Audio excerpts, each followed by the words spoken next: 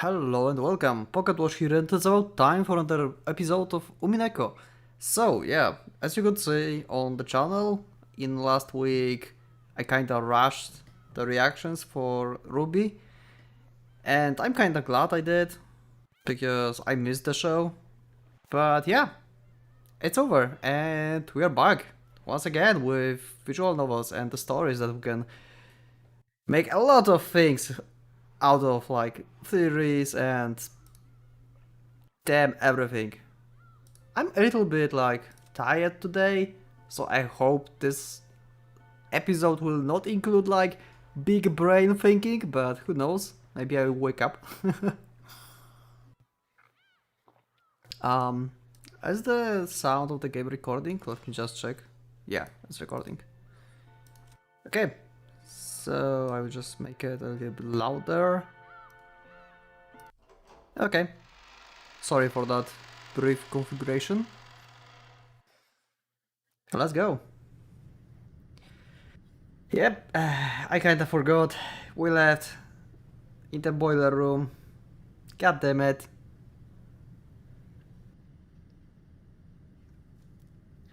Anyway, let's go. I returned to the boiler room along with Aunt Natsuhi and told everyone weakly that we hadn't found anything. We heard that Dr. Nanjo and George Aniki had carried Kanon-kun to servant room. The servant room had the first aid kit and a sink, and could apparently function as a nurse office. Kumasawa-san and Jessica had accompanied them. Stains from Kanon-kun blood remained on the floor. Judging by the large amount of blood loss and the roughless shape of the weapon that had fallen carelessly to the ground, I figured that Dr. Nanjo's treatment would probably end in vain. That weapon was doubtedly the same type that had been stuck in Aunt Eva and Uncle Hideyoshi's foreheads. But wait, isn't the demonic design on the handle a little different? There seems to be small differences in that part. Just ask Maria, I guess. Still, as far as their overall shape was concerned, the weapons were of the same type.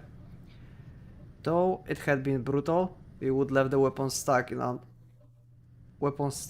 Aunt and God damn it. Though it had seemed brutal, we would left weapons stuck into Aunt Eva and Uncle Hideyoshi to preserve this crime scene. So this was the first time we were able to have a perfect view of the entire weapon.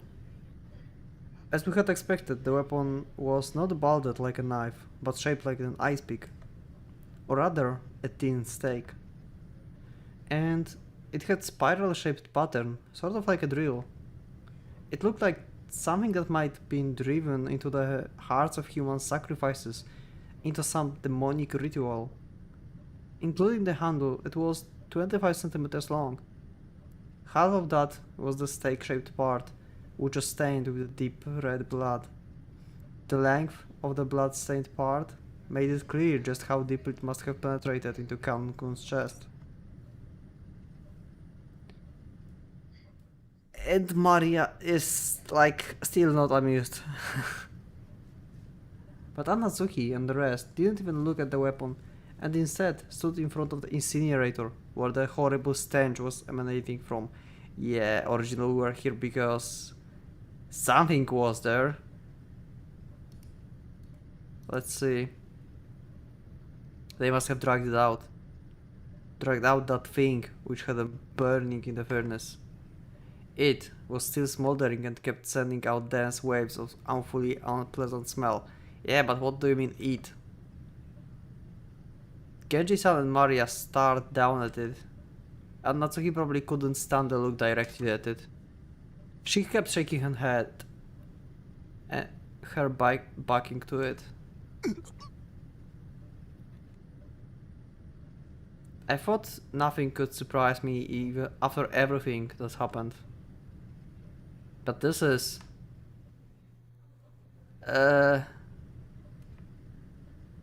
I stood there for a while, moaning, with her eyes arched to vomit. The true source of that unearthly stench was a scorched corpse that had been cooking inside the incinerator. Yep. I predicted that in the like 2 episodes before, or 1 episode before, when we were like going to this place. Like I thought that maybe Beatrice or someone helped Beatrice to drag the, to, like, you know, travel the body from the storage, or the, yeah, from the storage, and just like, you know, throw them in there, because, you know, you wanted the proof. The clothes, the surface of the body, and the hair were all hideously burned.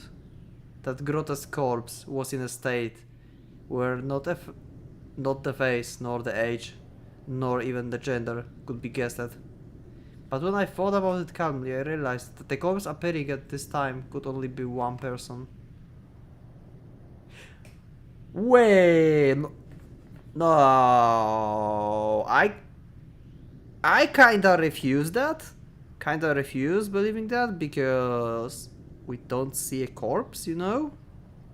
I mean, we see a corpse, but it's impossible to identify, so I assume that's, as a, like, you know, reader perspective, I assume that's not him. But yeah, judging by what happened all around them, then the characters in the story could think that this is actually grandfather. It was grandfather who had disappeared that morning, and whose whereabouts had been unknown.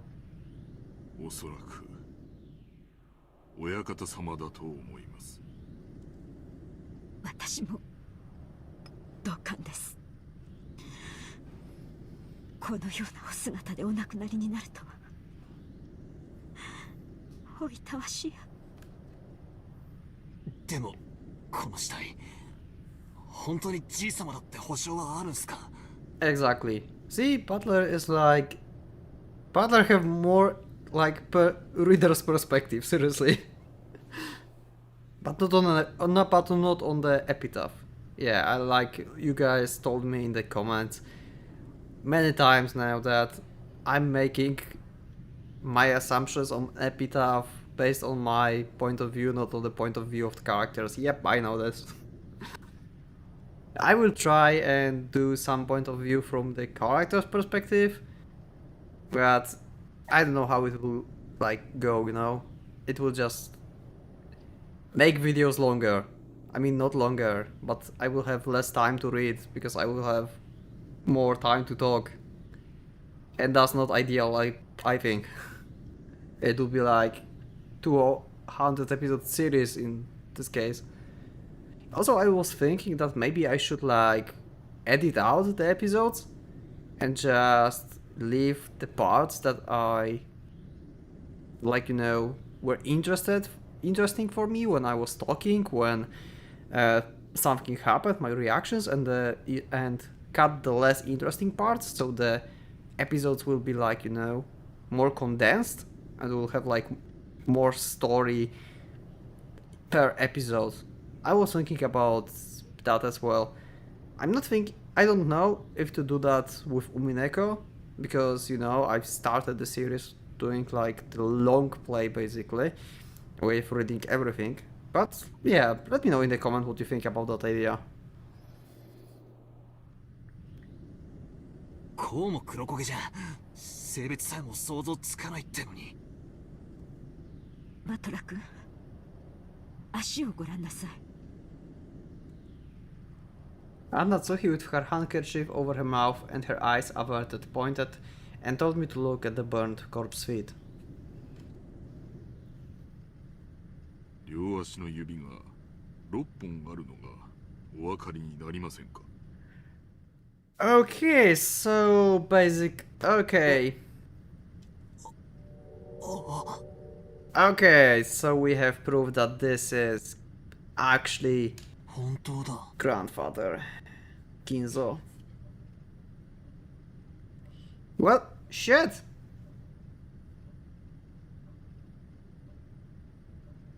Just as Genji-san had said there were 6 toes on each foot, Each individual toe had looked so normal and its line that I hadn't noticed.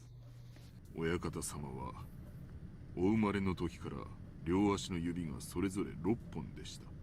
そして故に親方様は後ろ宮家の再興を託されたのです。後ろ宮家には昔から生まれつき多子症の方が多かったそうです。多分遺伝的なものでしょう。Polydactyly literally means many fingers. Because of a little mistake by God, when a person is born, one of their toes or fingers splits into two, and the total number increases. But the big deal isn't usually made of polydactyly in the world at large. It's because it isn't a disease, it's something people are born with. So while they are still babies, at about the time they turn 1 year old, they can be taken to the hospital and given surgery to make them normal. Even a child with polydactyly can be treated before they become aware, so they might not even remember it themselves. By the way, it seems that there's possibility for this to occur in 1 out of every 2,000 babies. So even though it's not usually seen, it isn't that rare at all. I wonder what the numbers are like in real life. I need to check it out. Unless you will tell me in the comment. Because there are some of you guys that bring really detailed commentary on really details like that. And I really love that. That's really great info to see. Speaking of which, I think Uncle Hideyoshi mentioned something to me a long time ago. Something about how even Toyotomi Hideyoshi, the man who unified Japan at the end of Sengoku period, had 6 fingers on one hand. According to Aunt Natsuhi, among the many Ushirimiya family heads, the ones most prized for their wisdom all had polydactyly. Many fingers, yeah. Because of that, when grandfather was born, his relatives were all excited at the thought that he might become another wise leader. And when the leading relatives all died in the Great Kanto earthquake, it was apparently argued that grandfather should be the one to restore the family because of the auspicious sign of his birth. If grandfather hadn't disliked his position as head so much, his 6th toe probably had been lucky for him. Come to think of it, I've heard about some country where it's believed that people with polydactyly should be treated as gods and revered. This is beside the point, but it's fairly common in the mystery novels for a corpse to be burned to hide its identity. But I guess that in grandfather's case, just toasting him wouldn't be enough. And grandfather's body was not simply burned.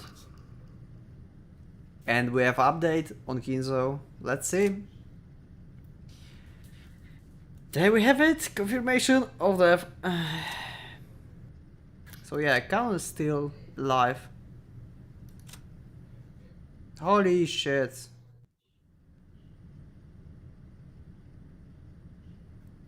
Wish vanished before it could be granted. He was risky gamble, yep. And you lost that gamble, Kinzo. You was cool. You were a cool character. I wanted to know more about you. Grandfather's body was not simply burned. It was just like Aunt Eva and Uncle Hideyoshi, and that thing that had been stabbed into Kanosuke's chest. One of those demonic ice picks was stuck into his forehead. Okay, great. 当主の指輪がありません。 Yep, because someone else is sending you messages. 昨夜の手紙の通りということですか。お父様、さぞやご無念でしょう。 Natsuki-san let her head drop and closed her eyes tightly.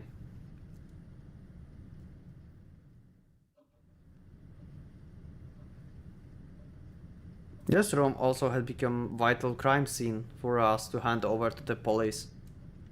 It was the site that we would leave Grandfather Horp's key and lock the room, sealing it.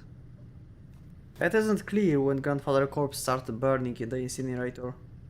Since according to Genji the strength of the flames hadn't been that strong, the body must have started burning a long time ago. So that stench could slowly creep out the furnace and fill the room bit by bit, eventually pouring out and climbing up the staircase. Putting aside whenever he was rare or well done, Grandfather had been brought out, killed and burned, even though he had started out locked away in the closed room created by his autolock. There's probably no doubting this. However, according to Genji-san, the boiler room is usually locked. The possibility that someone outside our group had snuck in and committed the crime was overwhelmingly high. And there was also a good chance that this person was walking around with something like a master key. After all, goddammit. After all the doors and windows throughout the mansion had been checked. But despite that, the culprit was able to strout around the mansion freely.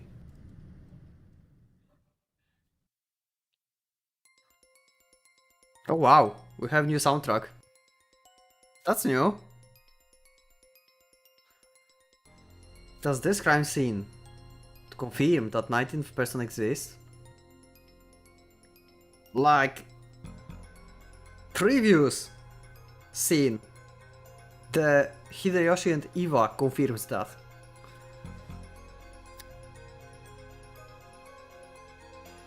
I mean, it exists and not exists at the same time. Oh wow, the music's spiking up. Okay, I like it. There's still that contradiction, since they're trying to throw their existence without even showing themselves once. Along with Kiryu-san's chessboard theory, I've been using this contradiction to deny the existence of 19th person, by spinning the chessboard around once more. The very fact that the crime makes it perfectly obvious that 19th person exists, means that the existence of 19th person is even less pleasurable, as long as that 19th person doesn't show themselves in front of us. If the culprit could get Grandfather out through the door sealed by the receipt, if they could kill Aunt Eva and Uncle Hideyoshi from the other side of the door sealed by chain, then could they possibly go so far as to create a fictional 19th person through strange tricks and devices? If we still want to believe that the culprit is among the 18, the days of suspects has grown very short. The four of us kids, Aunt Natsuhi, Genji-san, Kumasawa-bachan, and Dr. Nanjo. One of those people has to be the culprit. Butler is still denying. He just thought like maybe there's like some strange devices. He don't know what kind of devices, or if that devices can even possibly be there to allow crimes like that. But he's really like, he really don't want to believe in Beatrice. She will be pissed. And Maria too. Wait, we can't be sure of that. Just a second ago, we started doubting whenever the corpse here was actually Grandfather's, right? Maybe we can think of the other bodies in the same way. For example, the first 6 all had their faces horribly smashed. Some of the bodies had kept enough of their faces for us to confirm who they were, but that old bastard, for example, had lost his entire face, and though the whole thing had been neatly peeled off, we only figured out which body was which by their clothes and surroundings. The culprit prepared a fake body beforehand and altered it to make it look like they died, even though they were actually hiding somewhere after committing the crime. It may sound ridiculous, but it wouldn't be an impossible trick to pull off. It's so easy to give in to this 19th person. No, this witch. So he kinda believes, but he denies that. like a lot. マリアちゃん、それ以上しげしげと見てはなりません。 She doesn't care, she knows who did that, and she will give you explanation, like detailed probably. さあ、バトラ君も。カノンの容体も気になりますし、いつまでもこのようなところにはいられません。戻りましょう。 Mara didn't go out with everyone else but remained in the boiler room. Huh, I wonder. Why? I think she was saying so fixedly it probably wasn't grandfather's body, but the demon's ice pick sticking out of his forehead. Probably it also have like different inscription, right? It was probably the sort of item that an enthusiastic couldn't bear to ignore. I tapped her on the head. おい、マリア。ベアトリーチェの目的は何なんだ？俺たち全員の命か。Let's go. Let's go. Yes. Welcome back, creepy Maria. ベアトリーチェはもうすぐ蘇るんだよ。Beatrice will revive. God damn it. In 1, 2, 3, 4, 5, 6, 7, 8 nights. That's kinda long time still, Maria. Unless we just skipped ahead.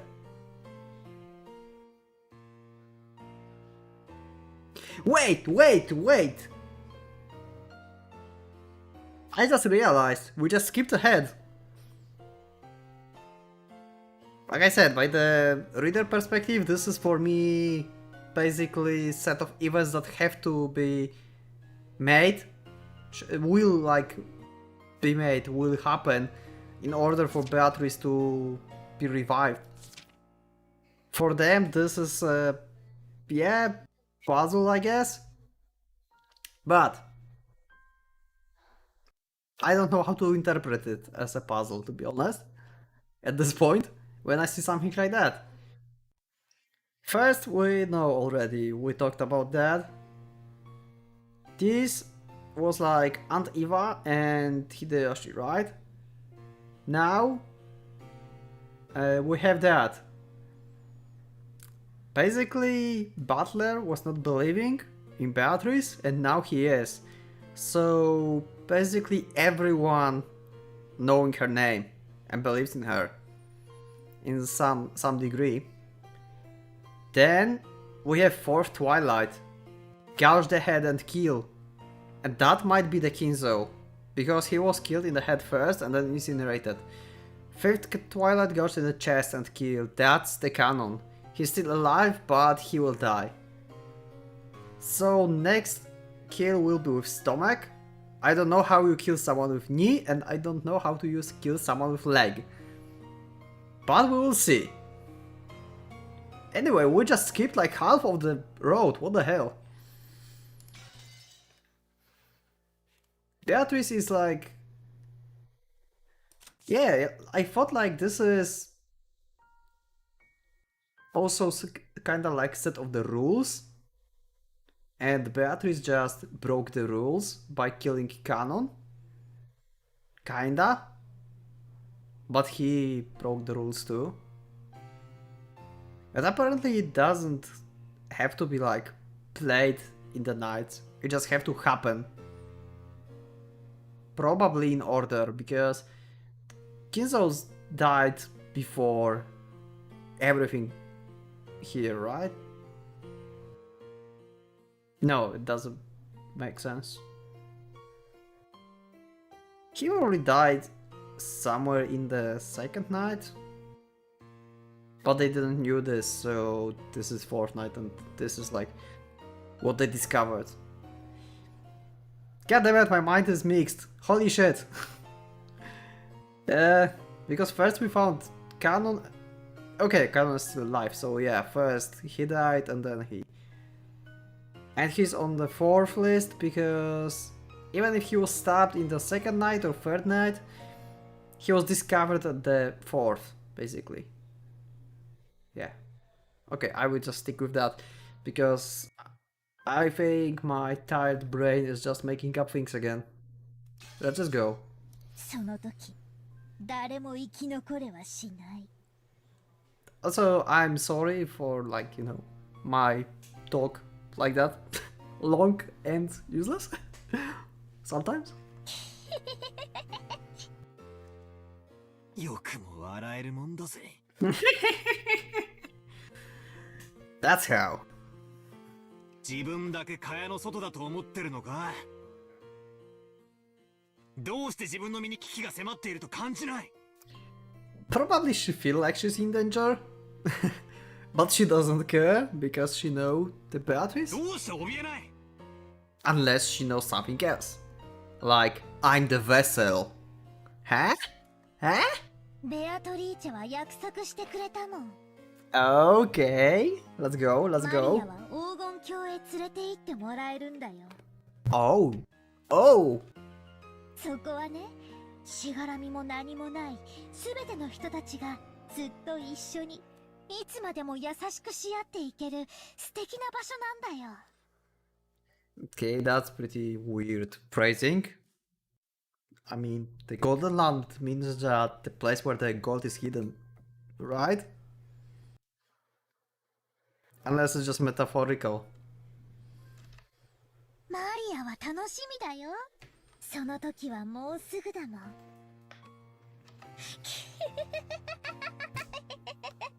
God damn it. So she's even more trusted and devoted by Kinzo. Holy shit.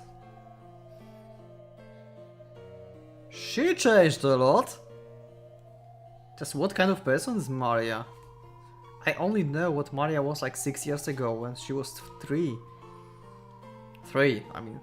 She was once pure and obedient, a good kid. This new Maria 6 years later and the Maria I knew didn't seem to fit together.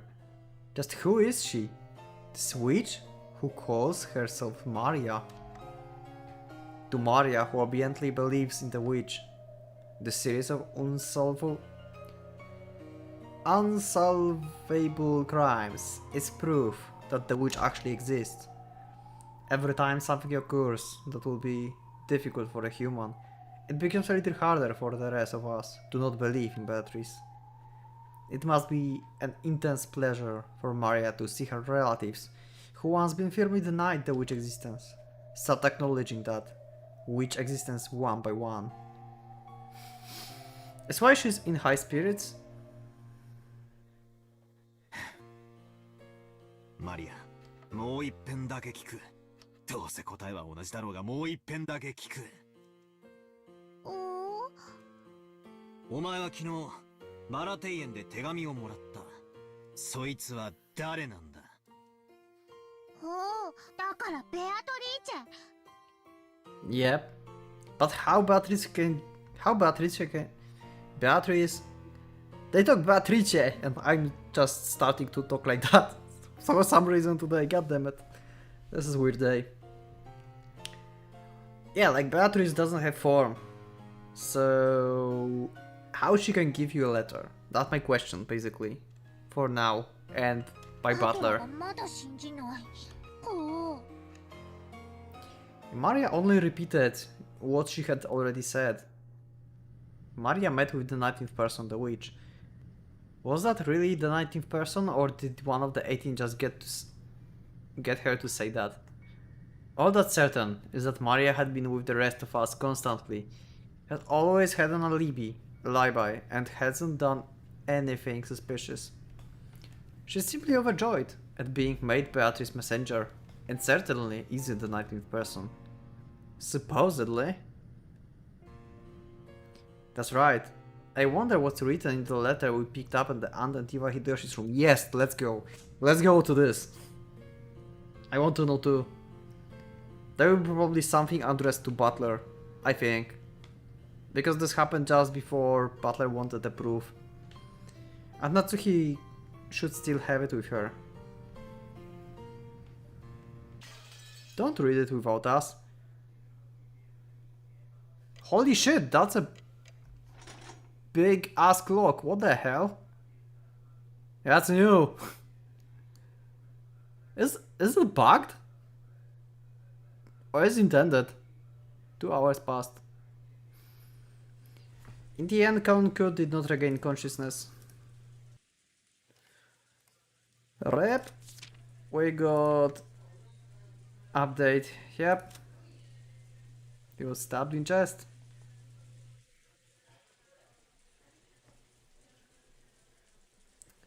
With a how presumptions of lowly furniture like that? Oh, these descriptions sometimes they are so like. Yeah, this is still like worrying me kinda. I don't remember right now what I was thinking at the time when I was talking about that.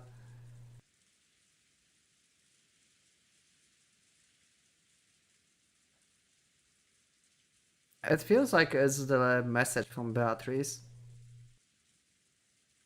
But I don't remember. I need to like refresh my memory.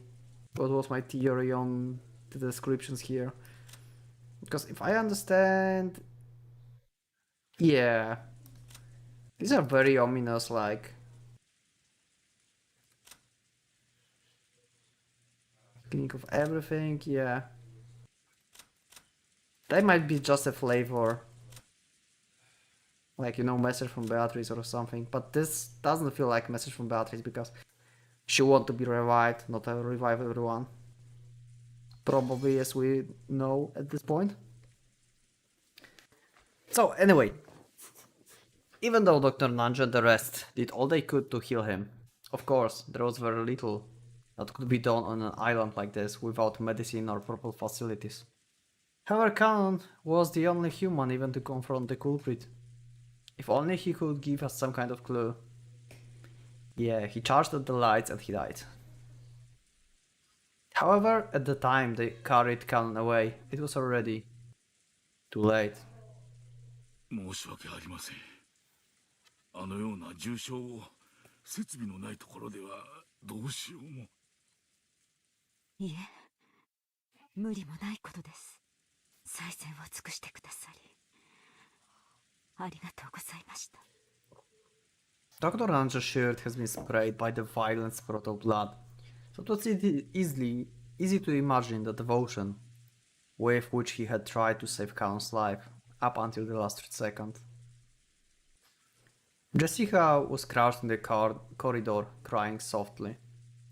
She had probably been taking care of Cannon's gun until the moment of his death. George Aniki tried to approach her with the words of comfort, but when Jessica pushed him away, he stopped trying to force her to talk and left her alone. 私がカノンさんを一人で行かせなければ。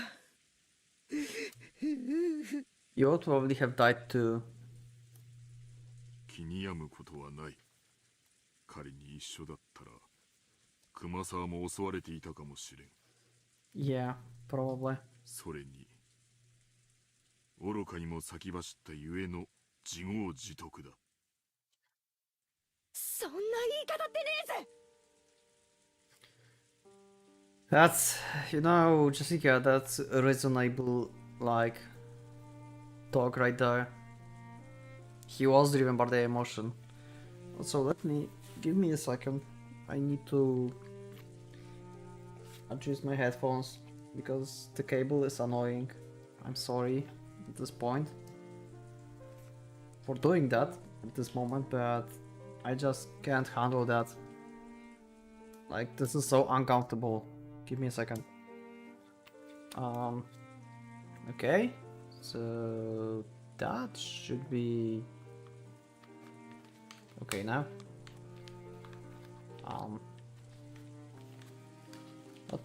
Okay. Okay, I'm back. Sorry. カノン君は犯人の姿を見つけて誘拐に立ち向かったんだ。熊沢さんも一緒 Kinda. だったら犯人は躊躇して逃げることを選んだかもしれない。 Nope. Well, I understand, like, why she think like that. Because, you know, that's how life is. Emotion filled with words that I never thought I'd hear coming from Jessica mouth trampled out. Kumasawa, looking truly sorry, could do nothing but hang her head. Oh my god. Oh! 今は言葉をかけるべきじゃない。 Yeah. だってそしてバトラ君もだろう。もう何が何だかわからなくて心が張り裂けそうだよ。 There were tears in George Anike's eyes again. Seeing Jessica break down crying probably brought back the pain of losing his parents. I would don't mind crying all at once. So I didn't feel like crying anymore. However, I understood how great the pain in their hearts was. 大丈夫だよ、ジェシカ。 You will join them soon! カノンにだってまたすぐ会えるよ。 Holy shit! She literally said that! Oh my god! よしてくれよ。 Holy fuck! そういう慰めはいらねえぜ。 Oh soul! She's threatening you! ベアトリーチェは死者も失った愛すらも蘇らせる。 Okay. Okay.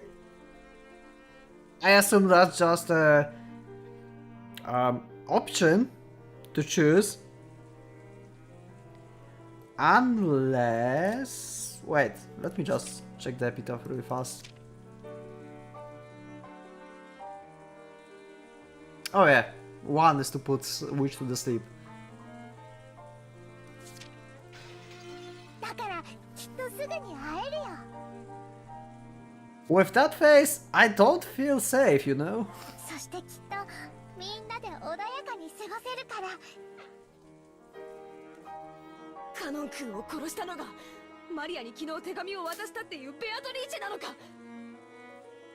そいつはどこにいるんだよ。どこに隠れてるんだよ。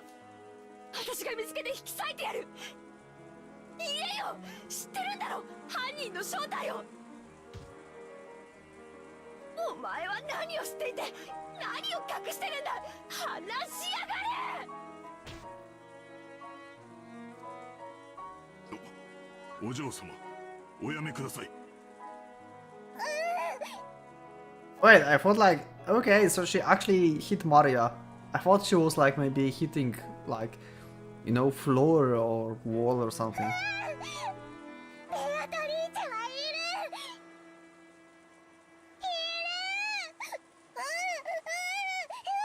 She just asked you where she is, not that she doesn't exist.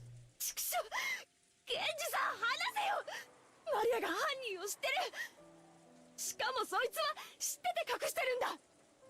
そして俺たちの内情を伝えて殺しの手引きをしてるに違いないんだぜ。ジェシカ、静かにしなさい。 Jessica grabbed at Maria. Genji tried to stop her, but Jessica could not be calmed. The next thing I heard was the sound of Anatsuki slapping Jessica's face. After that, only Jessica's sobbing voice resounded through the hall. マリアちゃん、僕は君が断じて犯人ではないことを知っている。君はいつも僕たちと一緒にいたし、犯人なんかと通じている時間はなかった。だから聞かせてほしい。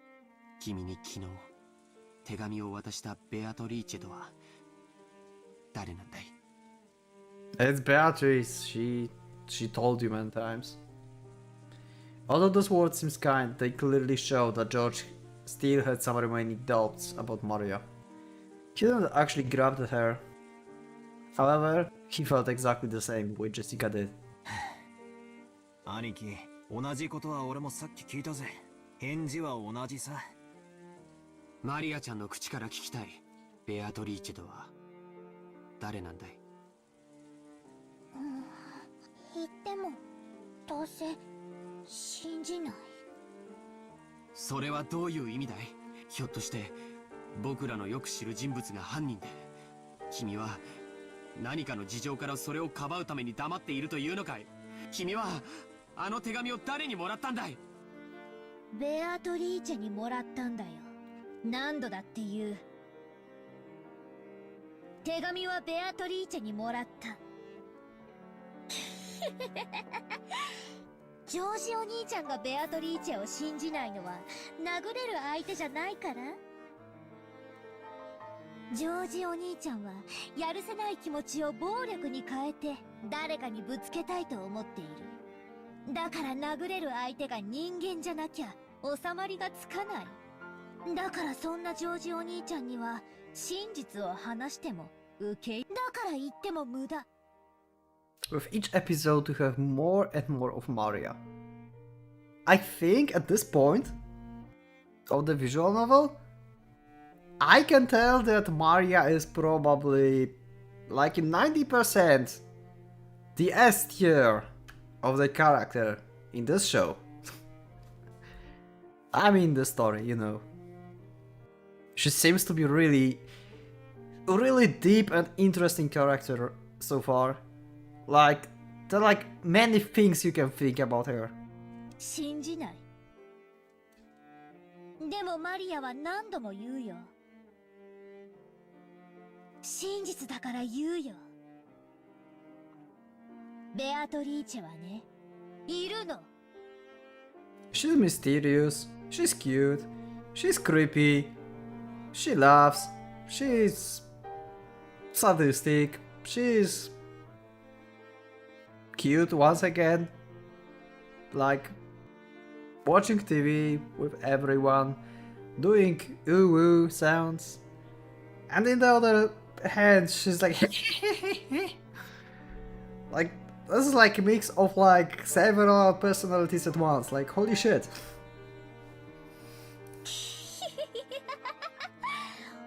黄金鏡の扉はもうすぐ開かれるよ。マリアはそこに行くの。ベアトリーチェが約束してくれたの。その世界ではママも優しくてパパも一緒で優しいの。Oh wow. So she didn't like her mama much, I would assume. マリアは早くそこへ行きたいの。みんなはベアトリーチェのことを恐れている。そしてそれは無理もないことだけど、なら安心して。ベアトリーチェは言ってたよ。台風が去るまでに全てを終わらせるからって。Wait, really? I don't remember that. Was that in the letter? Let me know in the comments. Oh wait, I can take the letter, right?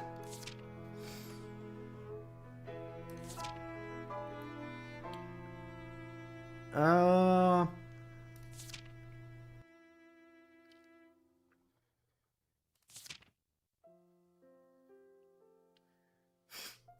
No.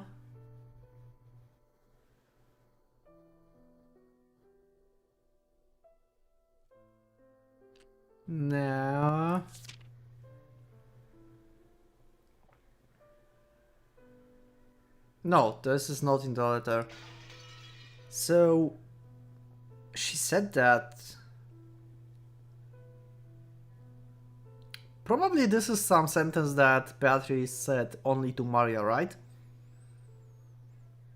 And also this confirms that epitaph doesn't mean each night. It's just an order.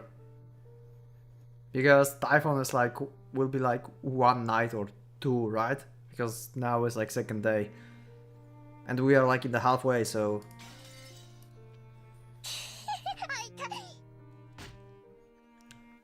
Who hit her? 饒舌 Butler. なマリアも嫌いじゃねえが、とりあえずはそのくらいにしとけ。魔女はいるいる言ってたお前にとって、さぞや現状は愉快だろうが、とりあえずそいつはお前だけで噛み締めとけ。他人にまで押し付けるんじゃねえ。もうこいつ前から気持ち悪いやつだとは思ってたけど、おかしいぜ。どっかおかしいぜ。 It really is. バトラは思わねえのかよ。ケンジさんは熊沢さんは母さんはどうだよ。マリアは犯人の正体を知ってて隠してる。確かに直接手を下してるわけじゃないかもしれない。でも間違いなく犯人の一味だぜ。そうさ、スパイさ。私たちと一緒になんかいさせられないぜ。Wow. It's her general, like, soft and calm smile, but with the creepy, like, laugh. That's a terrifying combination, to be honest. マリアちゃん、不謹慎な話を慎むべき時もあることを知りなさい。これ以上混乱に油を注ぐような真似が過ぎれば Like it matter anything お to ばさ her. んも本気で And Natsuki glared at Maria with frightened eyes. Maria was used to Antro's loud style of scolding, but she apparently hadn't built up resistance to Natsuki's quiet sort of scolding. Okay, that makes sense. It's really different. She shrugged and kept her mouth shut. A desolate feeling filled the room. It felt as though things would just get complicated if anyone spoke. How many people have died already? 6 people in that group. After that, both Aunt Ivan and Uncle Hideyoshi, Kanon's-kun, grandfather. There were a whole 18 people on this island, supposedly, and 10 of those people have been killed. That's more than half of us. And that's right. And right now, there's absolutely no proof that the remaining 8 there will be people. 8 people will be saved.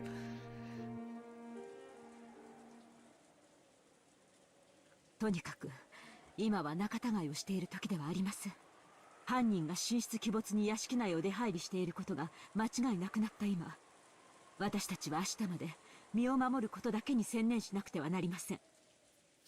夏日おばさんに極めて同感だぜ。犯人探しは今夜ゆっくりできるさ。今はどこで籠城するかを考えた方がいい。I just had a crazy idea. What if Beatrice will actually revive them? And the story will go like that, you know? Before we will meet Beatrice. This is my thought. Like, if everyone have to die, what if we're looking from the butler perspective, what if we'll have like cut at the place where the butler dies and then he wakes up being revived and there's Beatrice in like some place he don't recognize at all. That would be something else. I don't know if that would be cheap or not. Probably not. That would be really good. Like suspension, I guess. Maybe? I don't know. As I said this, I pointed out the clock to everyone. It was already 8 at night. We had been receiving shocks over and over again since the early morning. Our bodies and minds were both completely tired out. There's still a long way, still a long time until tomorrow. We need to find some place to barricade ourselves in so we could rest our bodies and get even the smallest amount of relief. You realize that just a few minutes ago, Uncle Hideyoshi and Aunt Eva were closed in the room, basically barricaded with the chain. And they died in different rooms, away from door. What's the point? Guys, if you want to like have relief, I would say then just don't lock doors. You can open even the windows and let the fresh air go in. I know it's my perspective, but come on, they saw the same thing that I read. They saw Uncle Hideyoshi and Aunt Eva, so there's no reason for them to trying their best to barricade themselves. 私も同感ですが、私も含め、もうみんな体も心も限界まで打ちのめされています。今からそれを考えた方が賢明でしょうな。そういうこった。敵はマスターキーに準ずるものを持っている公算が高い。シャノンやカノン君、ゴーダさんはマスターキーを持ってましたか？ Best place for them to be, I would say, should be probably big room with windows, so they can escape through the window eventually.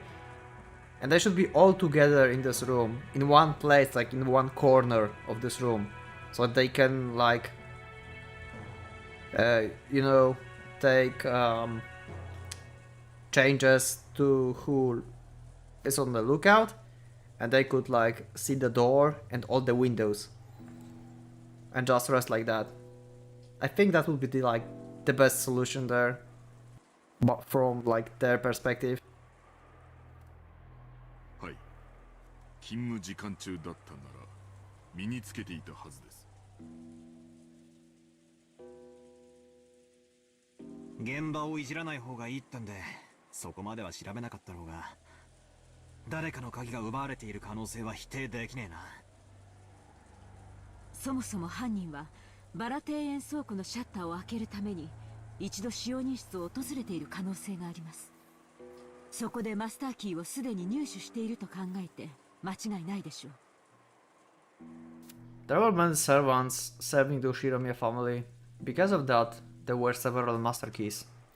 Furthermore, every time one employee started or finished working, the keys were passed between servants. And we had acknowledged that this had probably gotten a bit sloppy at times in past. 仮に殺された使用人の誰かのポケットから鍵束を拝借したとして、その鍵でも開けられない安全な場所はあるのか？私たちはお仕事の都合上、すべてのお部屋の鍵を預かっております。But not to the Kinzo room, right? お屋敷もゲストハウスもすべてです。つまり私たちはどこへ立てこもって鍵をかけようと意味がないってわけだ。 And Eva and Uncle Hideyoshi locked themselves up and they died. There's no reason for you to lock yourself up. 上等だぜ。鍵なんかいるもんか。来るなら来やがれってんだ。返り討ちにしてやるぜ。敵は正面から来ないよ。最初の6人はともかく、母さんたちやカノン君、そしておじい様の霊を見る限り、敵は孤立した人間だけを狙ってる。一部屋に固まっている僕たちのところへ堂々と乗り込んで来られるほどの力はないんだよ。 This is really safe assumption, to be honest. Yeah, he don't know about the Fed 6, but there's possibility that because Aunt Eva and Hideyoshi went away, there's possibility like one of the siblings went to the bathroom, other went to look for him or something, you know, something like that. So yeah, there's concurrence. Yep. That's good. George have a clear and good point. That's a really good point.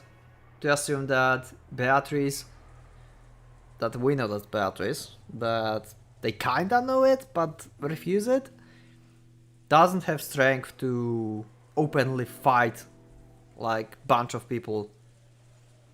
Even Hideyoshi and Eva were like killed in the separate rooms. It's almost like if Beatrice can manifest only to one person at a time.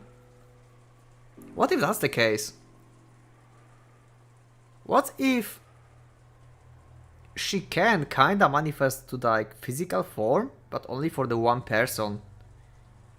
That's why each kill have to be like in the separate room or something. Huh. そうだな。兄貴の言う通りだ。ひょっとすると、おばさんのライフル銃が抑止効果として成立してるのかもしれないぜ。Good assumption. なら良いのですが。Tell me also that this gun is loaded and it will not fail, like she will just try to trigger it and she will just go. マリア、言いたいことがあるんだろうが、そいつは飲み込んでしばらく黙ってろ。Yeah, she will just tell you like this is pointless. おー Maria probably wanted to say something about how witches weren't afraid of things like guns. Yep. But if she were to say it out loud, the atmosphere around here would start to get pretty edgy. I had noticed and decided to put a stop at it. よろしいでしょうか。一箇所だけ使用人の鍵束でも入れない場所が。 The Kinzo room, right? それはどこです？はい。親方様の書斎です。 Yep. 私は反対だぜ。 Why? じいさまの気持ち悪い部屋になんか入りたくない。 Sure, there's like a murderer going around. You're trying to hide and you don't want to go to the creepy room. Like this is like the biggest of your concerns? あの部屋に入れる鍵は何本あるんですか？ 2本です。1本は常に私が、もう1本は親方様がお持ちでしたが、先ほどボイラー室の遺体からこれを。 Okay, so basically you're safe in this room. At least that's what you think. Genji-san took a handkerchief out of his pocket and opened it, showing us the burnt and filthy study key. Then he showed it alongside his own key, which he had once lent to 本 Natsuhi. 来なら警察のために鍵も残すべきだったのですが、親方様より書斎の留守は必ず守るようにと仰せつけられておりましたもので、 Still loyal. お預かりさせていただいておりました。 Still loyal after his master's death. なるほど。ということは、金蔵さんの書斎は唯一の安全地帯というわけですな。そういうことになりますね。あの怪しげな匂いの部屋に一晩も立てこもるなど考えたくもありませんが、あの部屋が一番安全であることを今は認めなければならないようです。その安全な部屋に閉じこもってたじいさまを犯人は連れ出して殺してる。絶対安全とは言い切れねえけどな。 Yep, but he could like open it himself. バトラ君の説のおじいさんがうまくレシートをやり過ごして自分の意思で部屋を出た。 Also, by our perspective, it could be just Beatrice calling out the Kinzo and he was happy to see her. と考えるなら籠城の価値はあるかもしれない。楽観的すぎだぜ、兄貴。Oh my god, there's something in my throat. However, at the same time, I thought he brought up a pretty interesting point. After all, this gives us a chance to question the enemy, the witch herself, about how the sealed door had been opened. If we assume the culprit used some technique to kidnap grandfather who he studied, they would have to show us the same trick again if they want to assault us in the study. And that would give us a chance to make the culprit prove how they did it right before our eyes. If she's really a witch, we'll be forcing her to use her little magic trick to open the door right in front of us. But that's probably impossible.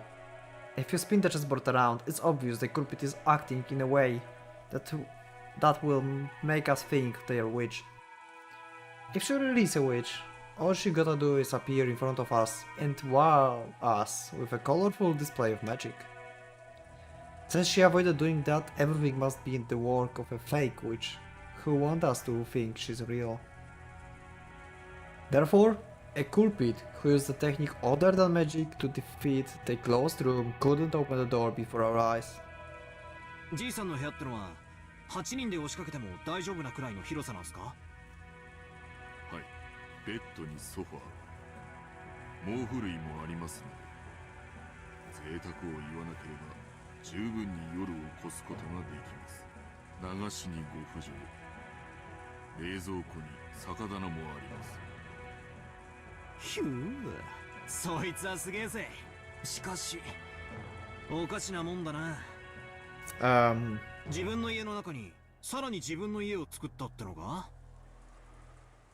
Kinda. 島を丸ごと買って自分の夢を全て実現しきったじい様の最後の家にしちゃ随分手狭なんだな。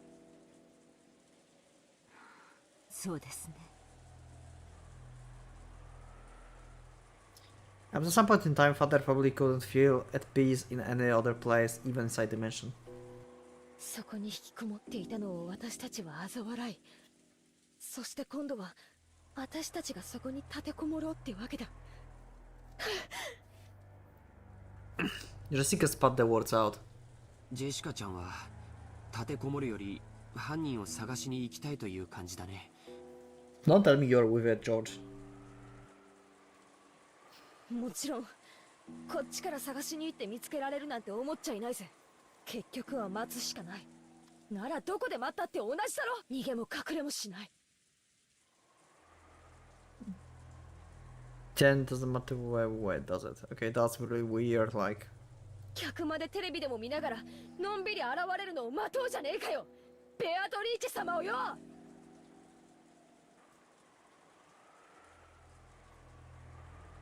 現れなければ現れないで十分です。犯人を暴くのは私たちである必要がないからです。正論ですな。警察が来るまで危険を冒すべきではありません。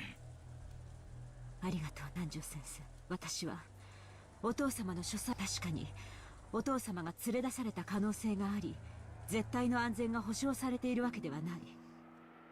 しかしバトラ君の推理のお父様が何らかの方法で自ら書斎を出て外で襲われた可能性も否定できません。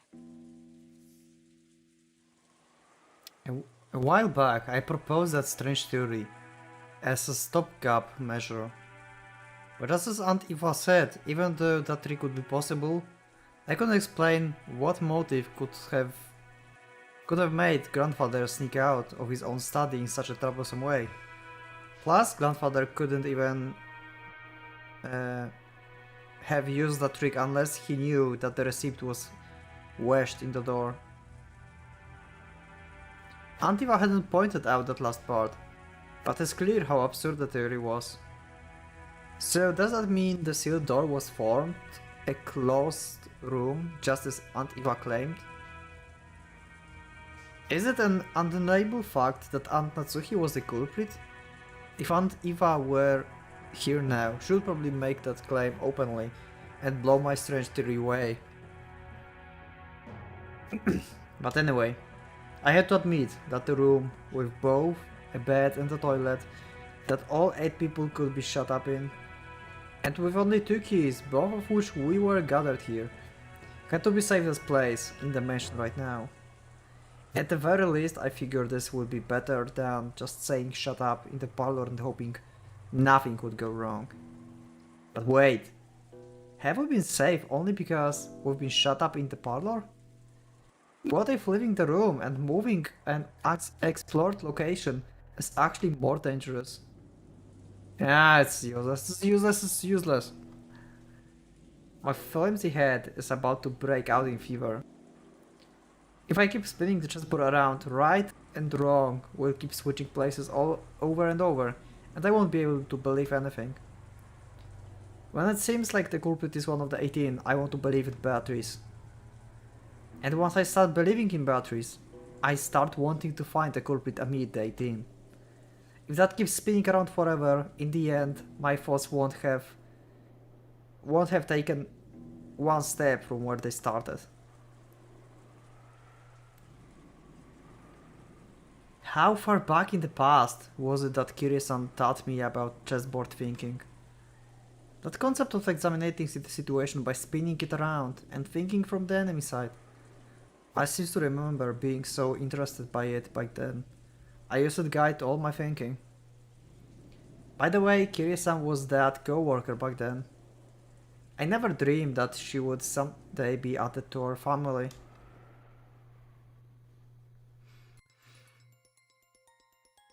Oh wow, the music started. I wanted to like end episode, but the music just kicked in. So let's just go with the flow.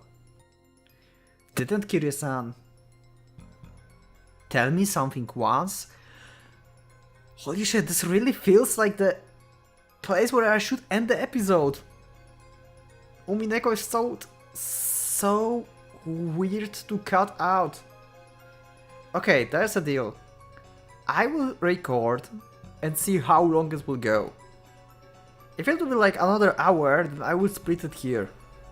If not, or I don't know, maybe I can afford like 1 hour and 30. I think it will be too much. Anyway, if it will be too long, I will split it. If not, then we will continue. So just in case I will listen to the next one, but stay because it might continue. Basically, let's go. I get the feeling she once said that while the chessboard's thinking was one way to look at the things, it certainly wasn't all powerful, and it wouldn't be good to rely on it too much. チェス盤思考ってのはね、昔本で読んだゲーム理論というものを私なりに解釈したものよ。とても面白い学問だから、バトラ君も大学に入ったら挑戦してみるといいわよ。ぜひやってみたいっす。それを勉強してチェス盤思考をもっと鍛えたら、どんな相手の手の内も読めるみたいで楽しいじゃないっすか。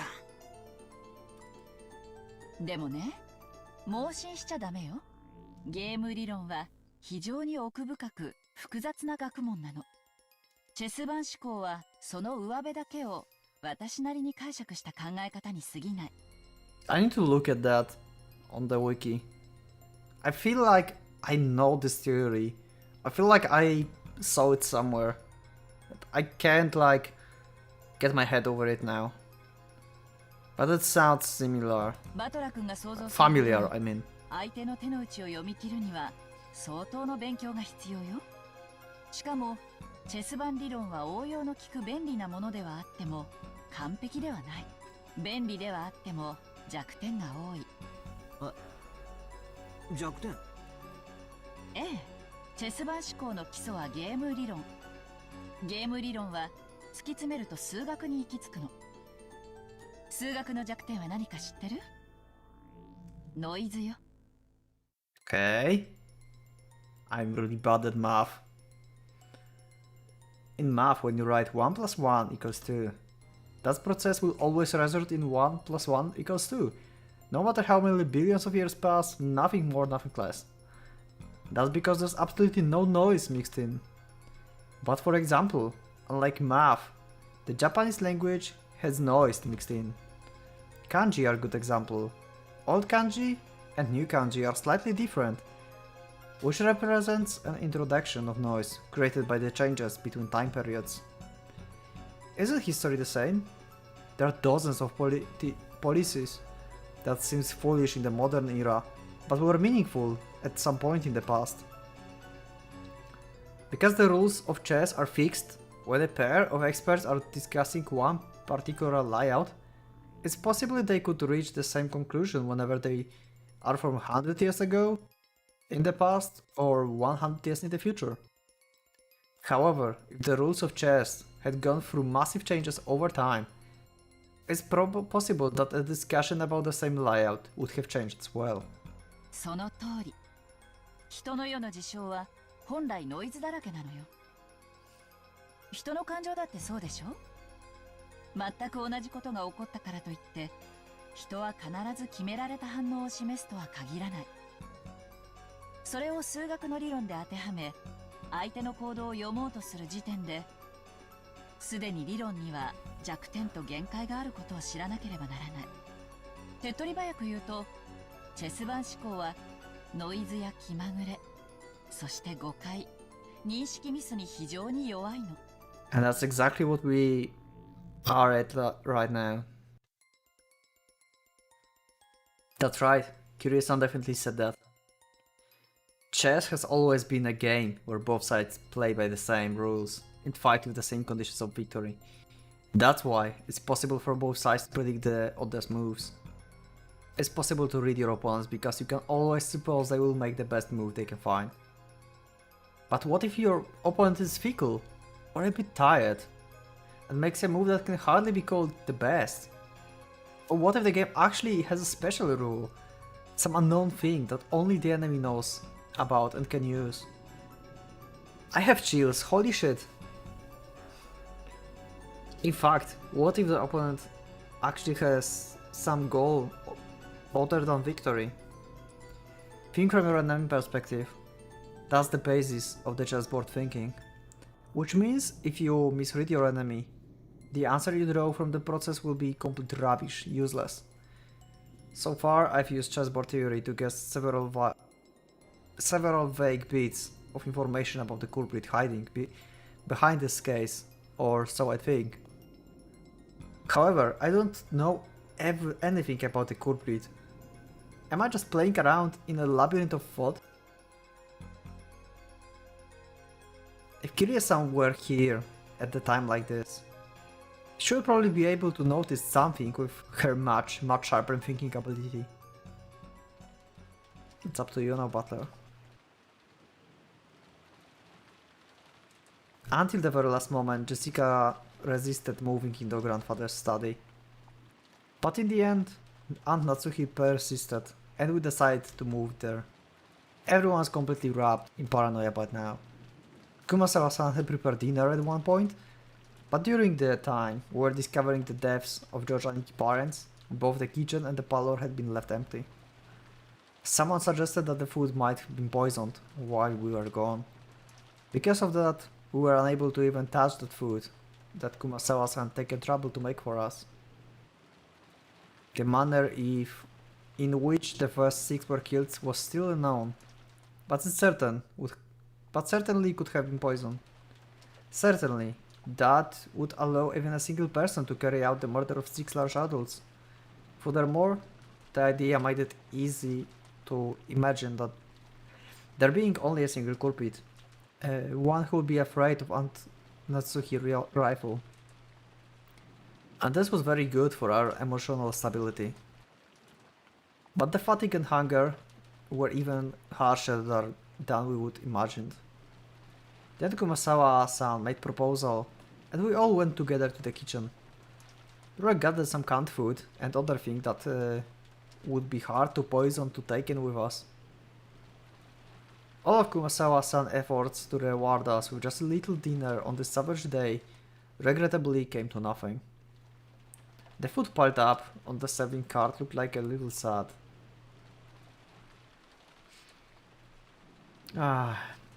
We all started climbing the stairs, and Natsuhi was in the lead, warily stared into the darkness with both eyes and the barrel of the gun. Once we dragged ourselves up to the third floor, just Aunt Natsuhi had warned us of beforehand. There was a mixture of chemical smell and silky aroma, a stench hanging in the air that felt like it was eating into our heads. なるほど。こりゃ一晩もこもったら頭痛にでもなりそうな匂いだな。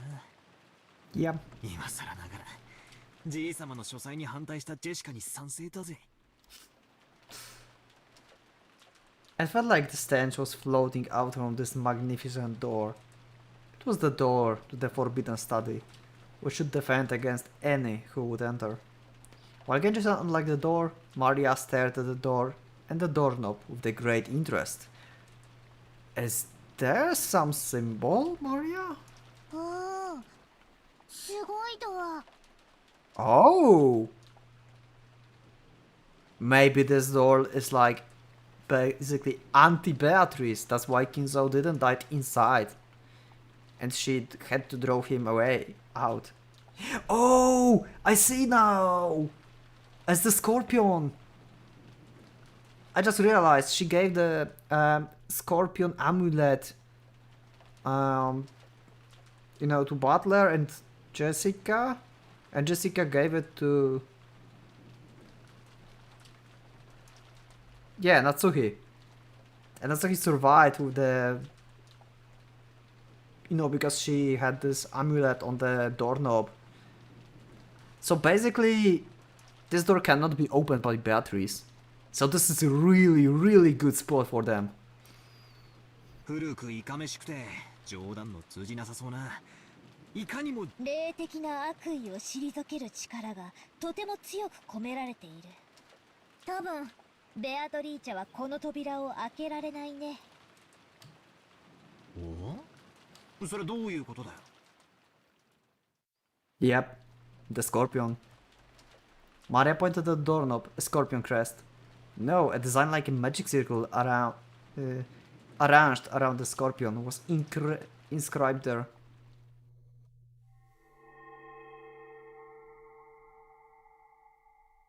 And with that design, I will leave the story for the next one, for the next episode. I feel like this is good place. Because we have clear indicator where we ended and what will happen next. So yeah, I think I have title for this episode as well. It was longer than I thought, but on the other side I talked a lot on the single points, so that probably tired you out. So yeah, I'm not going to keep you any longer, just I hope you enjoyed the story and this episode. And yeah, I will see you in the next one because I wonder what will happen next. Thank you for watching, and for now Pocket Watch is going out.